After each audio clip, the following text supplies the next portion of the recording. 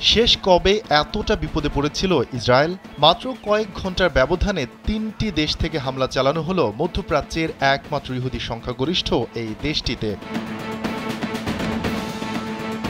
মঙ্গলবার স্থানীয় সময় রাতে শুরুটা করে ইরান। ইসরায়েলি গুপ্ত হত্যার পাল্টা জবাবে দেশটিতে মুহুর্মুহু ক্ষেপণাস্ত্র হামলা চালায় তেহরান। এতে গোটা ইসরায়েল জুড়ে ছড়ায় তীব্র আতঙ্ক। রাতে ইরানি হামলার পর সকালে উত্তর ইসরায়েলের বিভিন্ন সামরিক অবকাঠামো লক্ষ্য করে অন্তত ৫০টি রকেট ছড়ে লেবাননের সশস্ত্র যোদ্ধারা।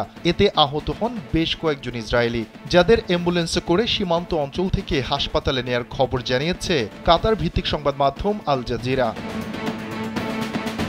২৫০টিরও বেশি ডিজাইন অপশন নিয়ে ওয়ালটন স্মার্ট ফ্রিজ, বোঝে আপনার প্রয়োজন।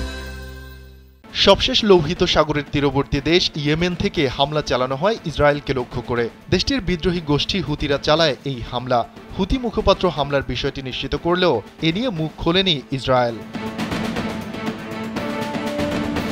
সবশেষ চালানো ওই হামলার বিষয়ে হুতি মুখপাত্র ইয়াহিয়া সারি বলেন, তাদের ছোড়া ক্ষেপণাস্ত্রগুলো ইসরায়েলি লক্ষ্যবস্তুতে আঘাত হেনেছে।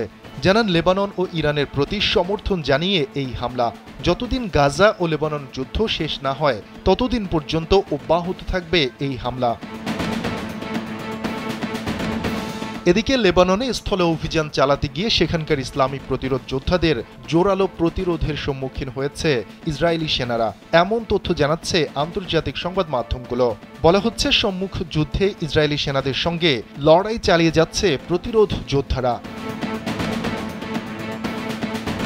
শফিকুল ইসলাম শান্ত, কালবেলা ডেস্ক।